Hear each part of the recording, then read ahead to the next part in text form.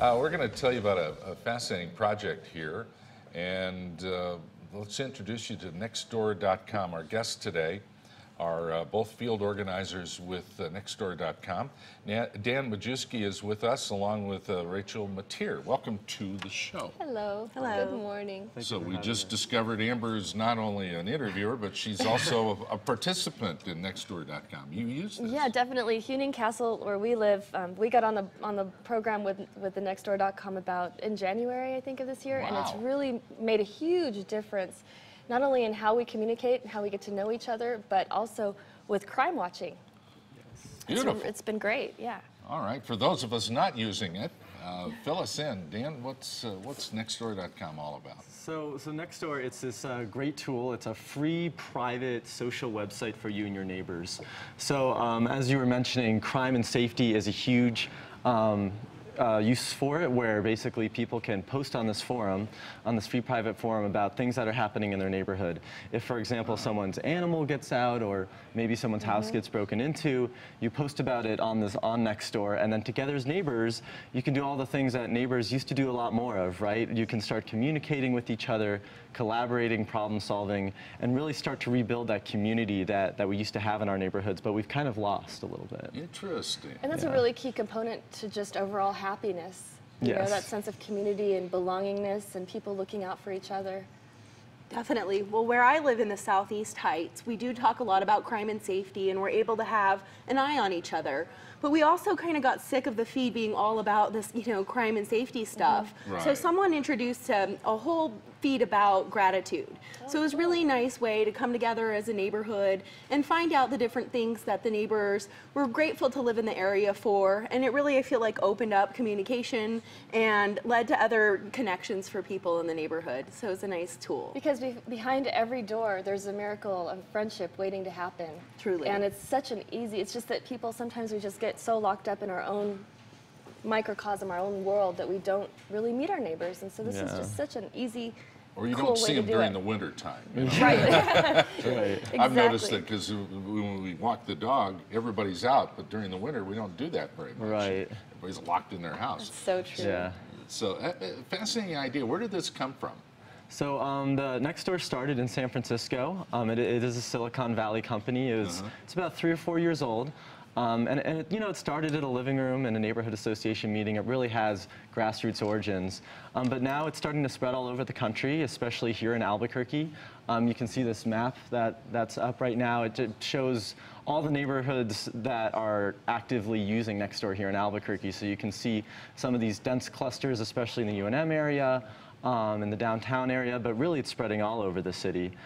Because it is such a useful tool. I mean, you can attest, in your neighborhood how useful it's been. I mean, have you seen more? Have you been engaging with your neighbors more? Have you done any more? Absolutely. Well, when I was attacked by a hawk in our neighborhood, and you should have seen, I didn't even report it, but a lot of other people were also attacked by the same hawk in our neighborhood. Wow, right. And so everybody said, watch out for the hawk. Watch out for the hawk. Yeah, it was this, we all came together to address the hawk issue. And when there's like any kind of thing, we have a lot of neighborhood parties, and we're just, it's cool. I want to live in your neighborhood. Yeah, come on down. We'd love to have you. Sounds fun. Come on down. If you don't mind remodeling an old house, come on down. No, not a problem.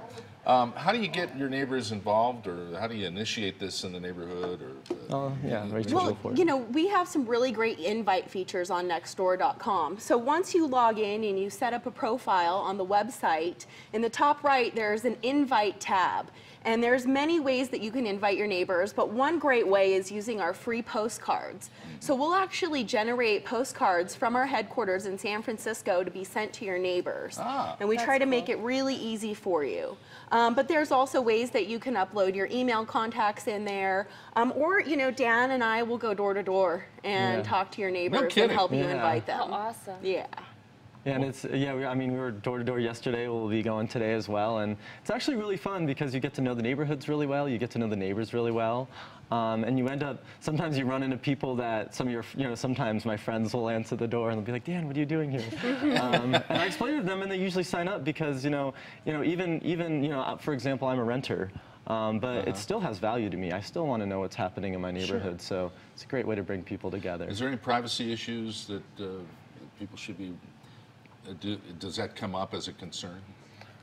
Well, that's actually one of the things that we're really founded on is privacy. It's very important to our company. So you actually have to verify that you live in the neighborhood to be part of the network, which really does lend to a very safe private network that you know it's just your neighbors that are on there. I see. And so you're actually not able to find any of the information online that's talked about in your private network on Nextdoor, which is something nice. So it won't come up in a Google search or anything like that. Any of the conversations that you have with your neighbors are all very private in your secure network. Oh, that's good. Yeah. So you have a password to log in with your own little... Yeah, it's a very basic sign-in process. It's a name, a physical address, and an email address. Then you make a password, and then basically you verify. We have a variety of ways to verify that the name that you're putting in matches the address. The most common one that people use is a phone number. So you'll put in your phone number, we give you a call, you put in a 2-digit code, and it basically verifies, based on those public records that you're the person that lives there. It's all information that's public record. We're not asking for anyone's credit card or anything like that, and it's totally free. Oh, what a great idea. It's so cool, Larry, because whenever we have new businesses popping up, you'll find out from your neighbors, hey, they have really great pizza and they deliver, or right. it's just awesome. Or Joe's Plumbing fixed my pipes. Yeah, they fixed my pipes and they got rid of my squirrel infestation. Got rid of the hawk. The hawk. Whatever. Well, the hawk is still there. I mean, there's not a lot you can do with the bird of prey. Now your neighbors are watching it, though. But they're all aware and they know not to walk on Laguna. Now, where are you trying to break in? Is not the right word. What neighborhoods are you trying to access right now? Is there a part of town that you need help in? Oh, that we're focusing on? Yeah. Well, we would love to see more growth on the west side. Yeah. We find that a lot of people in town, it's a little more accessible and they've heard about it a little bit more. What side is your breakout area? We would love to see more people on the west side. I feel like so many people commute from the city, drive into their garage and go straight in. And so we'd love to see that network grow. But we've actually seen a lot of people really engaged and loving it everywhere around town. Yeah, all over. Interesting. Is it just the hip tech-savvy people doing this, or do we have everybody? That's what's so exciting about it. I mean, it's a lot of people who maybe have never used any social network before. Sometimes we tell people it's social network and they get a little turned off, and I like to say that it's the social network for people who don't use social networking, because really it's so different from Facebook. It's because it's information that's happening in your neighborhood. It's super relevant. There's a lot of stuff on Facebook that you're like, well, I don't care that my friend's in Germany and taking pictures, on the whatever. But to know what's happening in your neighborhood has incredible value. I mean, no matter what. You can watch somebody's house while they're on vacation. Whatever, totally. There's all sorts of possibilities. Do you get a lot of messages from your neighbors? Oh, I had to turn it off for a little while because some of our neighbors are a little too paranoid for me. There's a white van parked out front. It turns out there's a young man living in his white van parked out front, but no, it's great. It's awesome. My husband really loves it. He uses it and checks it out, and he gets messages all the time. No kidding. But yeah, and then he tells me about what's going on. Oh, that's well. I'm going to have to investigate this in my neighborhood. And recruit your neighbors to get online with you. Yeah, be it's part not a of bad it. idea.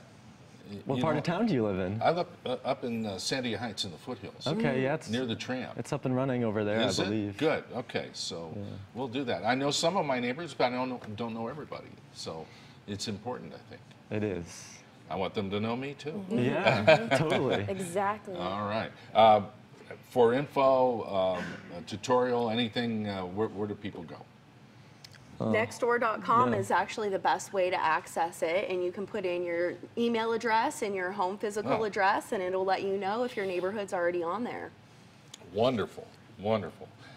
So you guys are available for consultation, of course, visits and what have you to explain it to people. We have 3 field organizers here in Albuquerque, so we're just a wealth of resources, and we'll even come help bring some flyers out to your neighborhood and help you put up signs, whatever feels and do like you it'll all help. need any help with your efforts? Oh, always. Yes. We actually do have a UNM intern that started with us this summer, and we're getting more help. So any volunteers or anybody that wants to help, we're available. Thank you, Rachel. Thank you, guys. Thank you so much for your time. Such an Dan awesome Majewski program. and Rachael Mateer from Nextdoor.com.